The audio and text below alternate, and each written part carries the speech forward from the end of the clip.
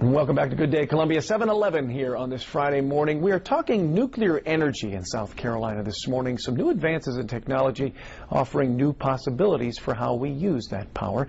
Joining me this morning, Dr. Eric Loewen with the American Nuclear Society to talk about what this new technology means for the Palmetto State and the nation as we look for energy options. It's certainly an issue that has a lot of debate on either side of it. But tell me about some of the new things that we're talking about that's going to have an impact right here in this state, for instance. Brian, thanks for having me on today. Some of the new exciting technologies that we are looking at as a society is the small modular reactors.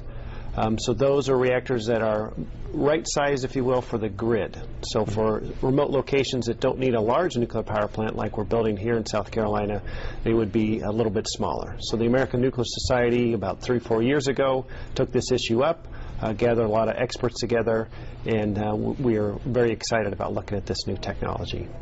When people hear nuclear energy, sometimes maybe they don't have the best understanding of it always. They may think this is over my head, and just sometimes they back off, you know, like it's a dirty word almost. What are some of the reasons that folks would want to buy in? One of the reasons to buy in is the fundamental energy source of the universe. You either put atoms together like we do in the sun, or you break atoms in half.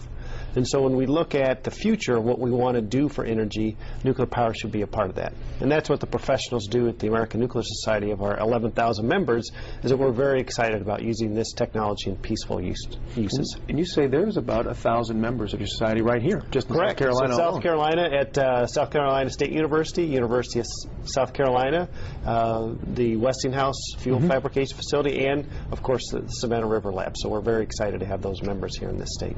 So do we have some active research going on at South Carolina State in this regard? Absolutely. Yeah. What kind of stuff?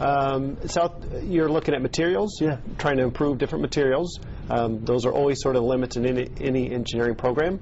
They're looking at advanced computational methods, because we have new tools with computers, and then finally looking at new fuel forms. Just like what we look for new fuel forms in cars, we in nuclear power look at what sort of things can we do with fuels in nuclear reactors. Yeah, it's certainly interesting stuff that a lot of people just, it's not, they can't grasp it almost.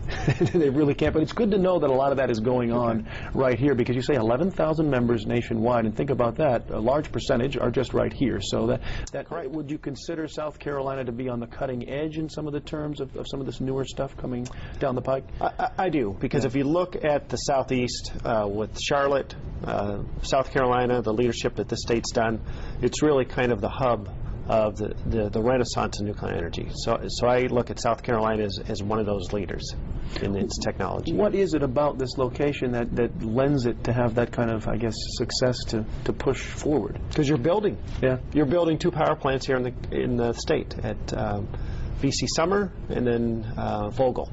So this state has taken that leadership role of building, the first new nuclear power plants in this country since about 1992. So I'm very excited, and so is the society, to see those plants come online in the near future. What will it mean economically, something like that, for a region?